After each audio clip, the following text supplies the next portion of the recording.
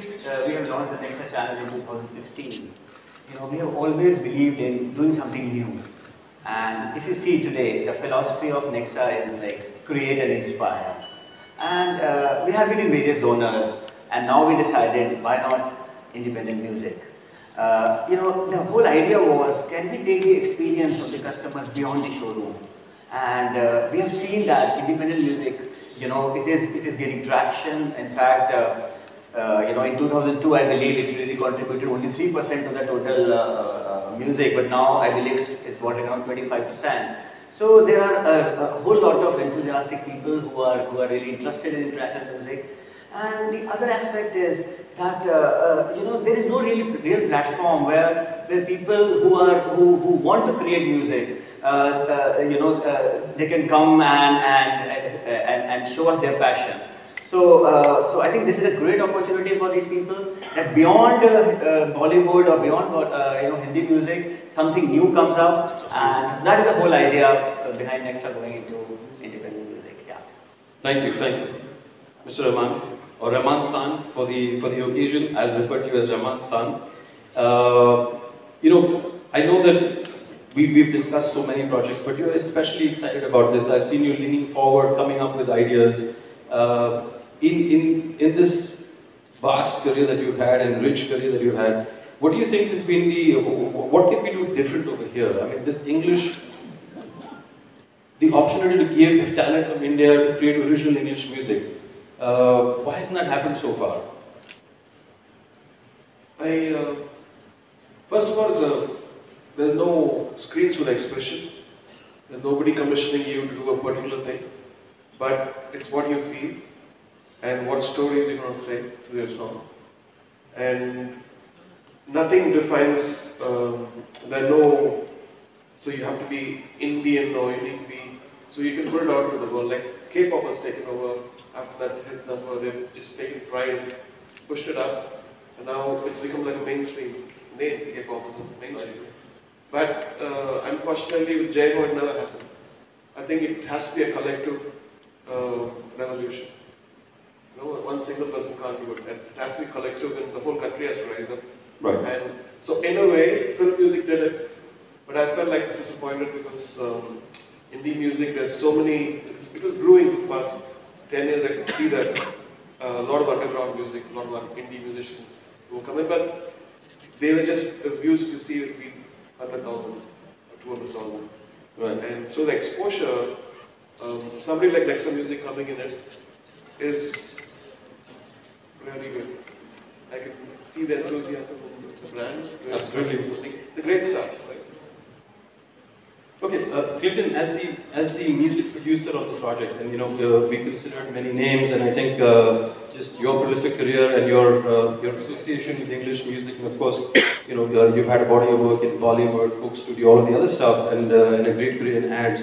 But it stood out as a producer who can actually help some of the talent actually reach out to global audiences. Tell us a little bit about your journey in considering being associated with this, and how do you think we will create a slightly differentiated sound? Sometimes you might have to inspire some of the other creators and step back and let them create it and actually just give it the finishing touch, and sometimes maybe do some of the heavy lifting with them. Because what we certainly want is a sound that is borderless and that can travel across the world, but originated from India. Tell us about your thoughts around that. Actually, I completely agree with what Neha said to begin with, and why I'm so excited to be associated with NEXA to begin with is that in India we don't have a pop industry, we have a film industry, and we as musicians service the film industry. So what happens is, even though we are creating music that is heard by millions of people, that is not necessarily our own expression. It's what a director wants us to create for a situation. It's what a film demands. So it's not always our own expression. This is a blank page. We have a blank canvas, and we can create our own expression as artists, which is something to be really grateful for as an indie musician in a country which is very strongly driven by Bollywood. So that's the first point. Coming to the second point of how I see the project, I think that it's very important for us to look at India on the global stage, just as Yasa said about the K-pop industry. I don't think they consider themselves anything less than the US market or the UK market, and that's how they managed to succeed. So I think we have to have that same vision. I think I personally have that same vision.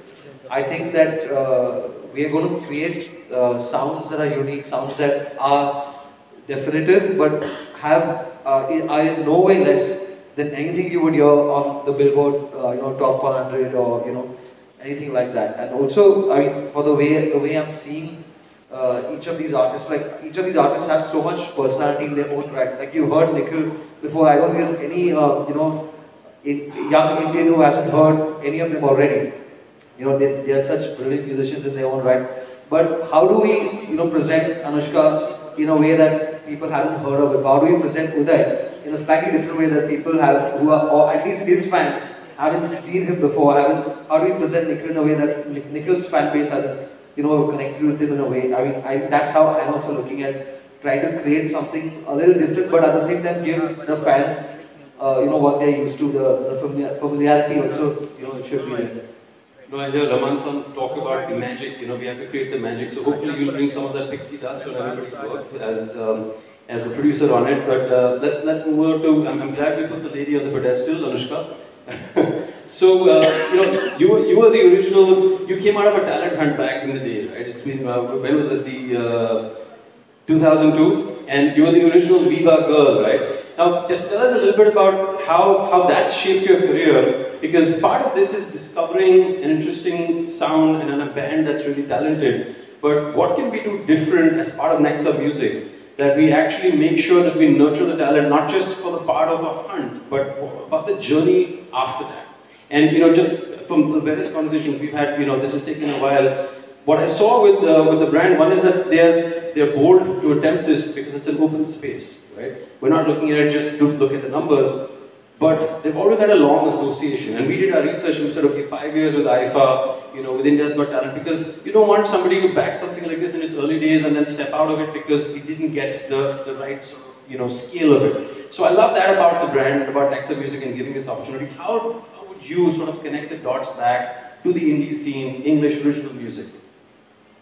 I think it's really important for an artist to be developed, and here with this project, all the expertise is being provided to this artist. Usually with reality shows and contests and things like this, an artist is brought out onto the scene, with a big bang, and a video is made, and then that's it. And the artist is left to fend for himself or herself, to make decisions without any experience and any knowledge. And I think with this project, the fact that it's going to be a long-term project, they're looking at stage performance, they're looking at brand building for the artist. It's really important for the development and growth of the artist, So it's not just a flash in the pan, it's actually something more long-lasting and meaningful. And for me as an artist, this is really important, like a whole 360 as opposed to like just a flash in the pan. Awesome. So, Uday, there were some interesting stories that you were sharing, this morning when I was sitting with Nikhil and Uday. And what came up is, Uday, you spent 9 years, you actually left Bombay at the peak of your career when industry was, the only thing growing up, this was the hardest band in town, right? We're letting go of revealing a little bit of age here, that's fine, I'm 44 too. But then you went to New York and you spent 9 years in New York. Why did you do that, and how did that impact your career, and is that advice that you would actually give budding musicians to actually do that? The advice I would give any budding musician is don't look to me for any inspiration.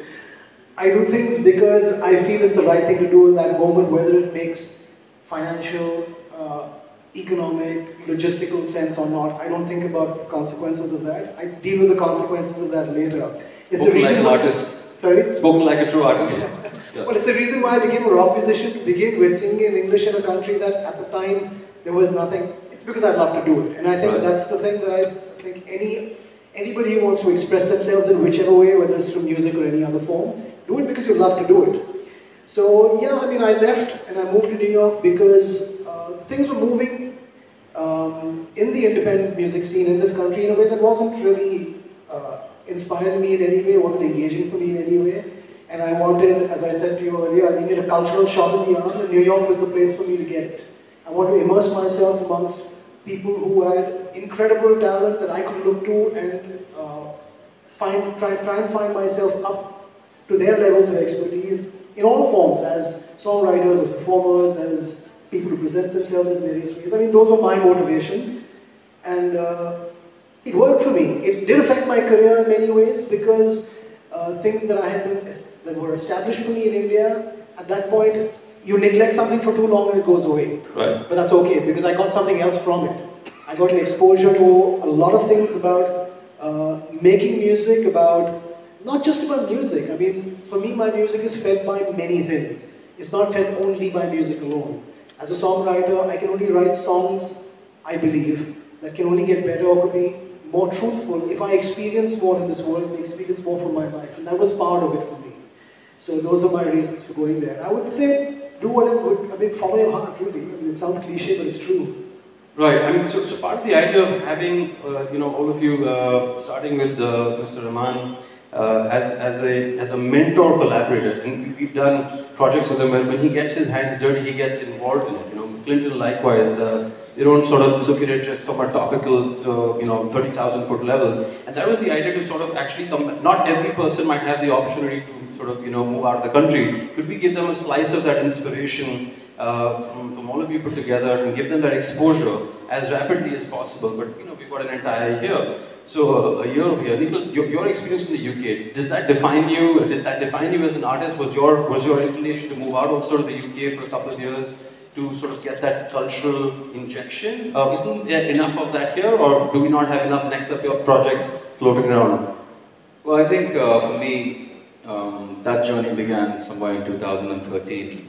When it was suggested to me that I should try and work with other songwriters outside the country. And it so happened I went to Nashville, I started writing with one of the songwriters over there. And we wrote about 5 songs in a week and made songwriting demos for it. And when I came back, there was an album I had worked on over here, which I didn't release. Because it had kind of moved beyond that point. And every time if you put an album out, you kind of commit to a sound for 2 years. Right. So it just changed everything for me. And then got signed in the UK in 2016. But what that did was it got me to work with the songwriters on the UK circuit, producers in the UK circuit. And I was finally hearing the songs that were in my head, sounding like what I hear on the radio out in the UK and in the US. So that's, for me, what the biggest takeaway was to get that validation. Right. Okay. Awesome. Rahman, is there a dearth of talent in English music, or do we just not give it an opportunity? Like, for example, songwriting. Do you think as we open up the hunt today, we're going to be challenged by the numbers? Is it about the numbers? Do we need 5,000 people to apply, or do we need those 10 really amazing artists to come in and reach out to us? Have you found a dearth of talent in songwriting is the specific question. I think first having a platform and to give that empowerment, saying that you will be heard. Because without all these doubts coming in, okay, with my, I know that I can write well, but that confidence actually gives people, make them write better. And so that's a good step one. I don't think there's any growth, because every kid who wants to do music, they want to do something other than Indians. They want to do Indian stuff. They want to do outworldly stuff. So the outworldly is on the other side, Western side. Right. And not because it's English or Western, because they feel like they're aiming at a higher level thing. Not that we don't have a higher level thing, but it is a, when you're young, even I used to listen to only, Western classical, Western rock and Western, pop songs and all this stuff. So in a way you learn and then you give it back here. But now it's an interesting culmination of what we are and what we could become in the international platform. Right. Okay. What was the question? No. So